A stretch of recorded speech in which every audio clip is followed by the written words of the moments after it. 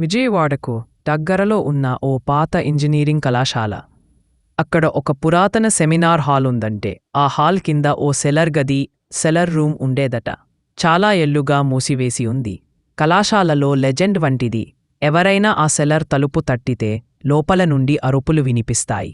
కాని తలుపు ఎప్పటికీ తెరుచదు. సుమ ఫైనల్ ఇయర్ ఆర్కిటెక్చర్ విద్యార్థిని. సెలర్ చుట్టూ ఉన్న భవనాన్ని రీడిజైన్ చేయడానికి ఆ గది గురించి తెలుసుకోవాలి అనుకుంటుంది.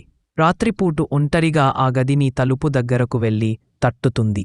మొదట గలం లేదు.